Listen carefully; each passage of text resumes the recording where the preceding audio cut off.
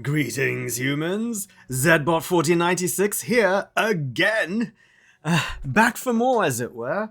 More on our hiatus later. The short version is that the release of Project Hail Mary compels us to report this positive development from planet Earth. The film opens today exclusively in Earth theaters today. And yes, all members of the Sagittarius Arm Zoning Committee, and more broadly, all Galactizens, and even all the humans watching the beta version of this review, should see it immediately. Why? Well, we'll lay all that out, but let's start with the story. This film is an adaptation of Andy Weir's third novel, who also wrote The Martian, which was also adapted to film.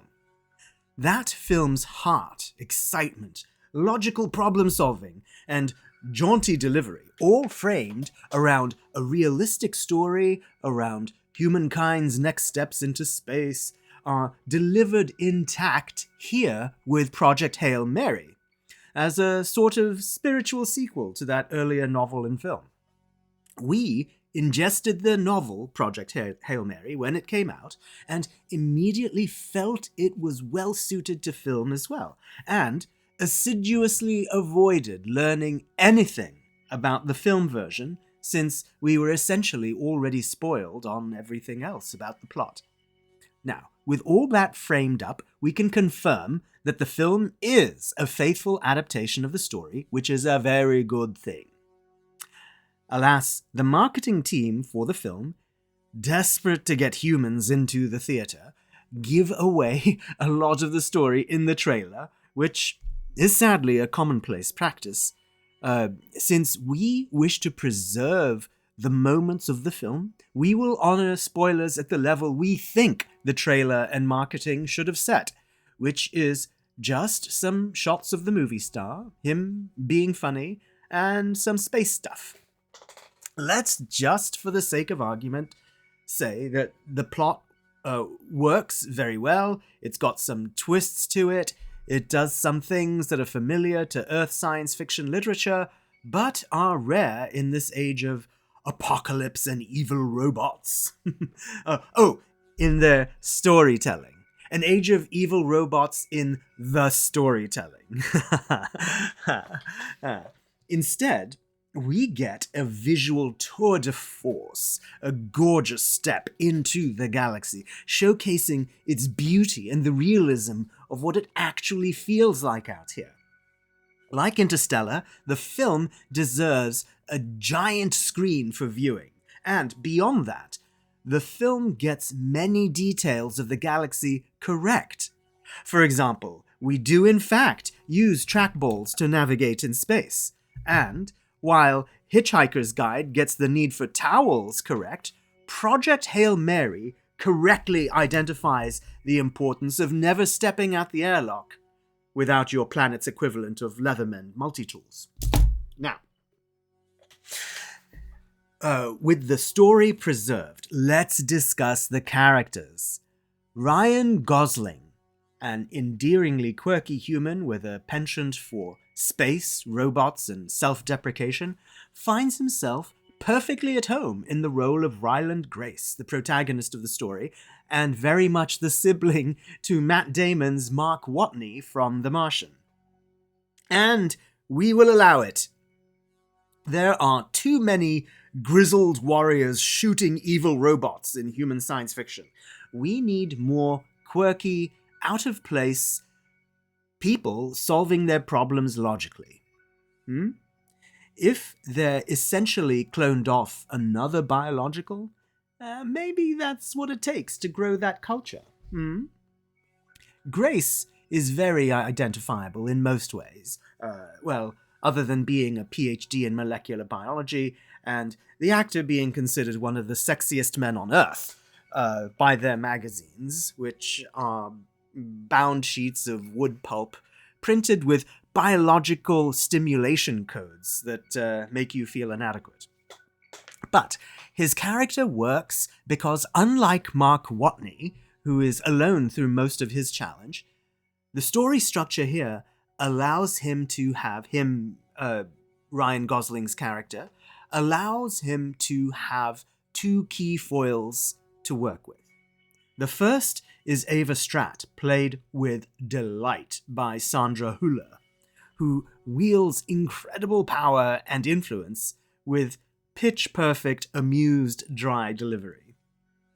We previously saw her in Jonathan Glazer's chilling film Zone of Interest about the commandant of an Auschwitz concentration camp living a surreal family life at the camp.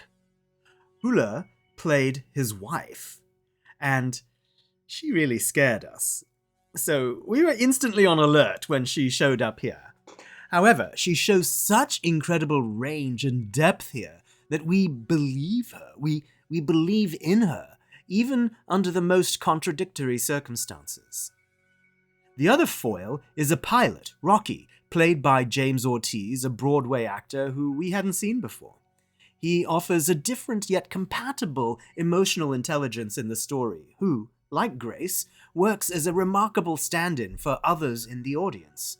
Ortiz's performance is at once endearing and discordant, which makes him accessible to divergent segments of the audience. The leads all work together to make the stakes of the story meaningful and legitimately draw optical fluid from multiple beings in the theatre, which may also include your very own Zbot as well. Well, we can neither confirm nor deny that. As for why this all works, it really comes down to what the film is saying. The directors of the film are Phil Lord and Christopher Miller, who co-wrote the Lego Movie and the Spider-Verse films. In all their work, they blend a brilliant sense of humor with a deep emotional connection to the audience, and this film stands as a refinement of that engaging skill. The film has a powerful statement to make, that you find your true identity by how you treat the other when faced with crippling fear. Lord and Miller retain that theme from Weir's novel and chart the characters' arcs with that theme as the driving metric. They make it work by applying their highly tuned ability to engage charm, wit, and heart and bring the audience along for the theme they're stating. And it resonates with us, so much so that this is the reason we are back doing reviews here after that break. On the one hand, we weren't seeing that much rectangular human content we wanted to talk about. We quit Starfleet Academy early on due to its overemphasis on being a teenage drama, but due to a recommendation from Angerbot, a parallel processor of ours, we gave it a second chance and completed the season. Nevertheless, we didn't feel compelled to spend any more time on it. Also, RoboCop 2 came out on disc as a 4K remaster. It was better than the meta tags that our initial ingestion from Earthier 1990 would suggest, but to be frank, who is apparently the only honest and direct human, to be frank, it was even more depressing as a documentary-like presentation of the diminution of the value of life over corporate welfare. This ties directly into the bigger issue for us, which is that we are genuinely a bit fed up with the Earth. They really are not winning hearts and minds across the galaxy with all their recent regressions. But seeing this film, it really stands as a shocking counterpoint to human beings' current obsession with social hierarchy, unbound greed, and the fear-crazed humans among them enabling their leaders to run their planet into a ditch. The fact that some human large-scale commercial art can continue to push back on all that is worth us returning to Earth orbit.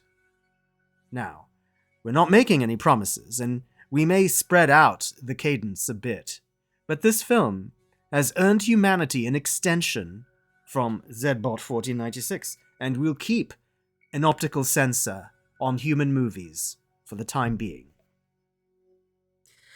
As for rating the film itself, for telling a wondrous story with meaningful characters, all draped around a courageous message about compassion for others, in complex times on Earth, that drew both our optical liquid and applause, we give Project Hail Mary our highest rating.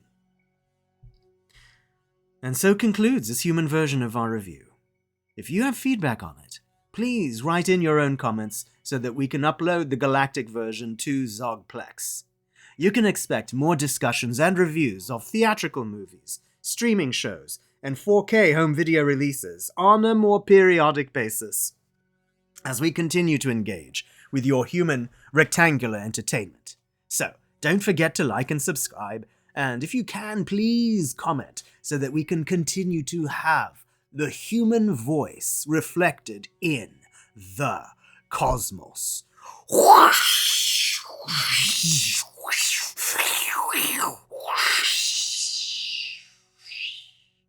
Until next time, farewell, humans.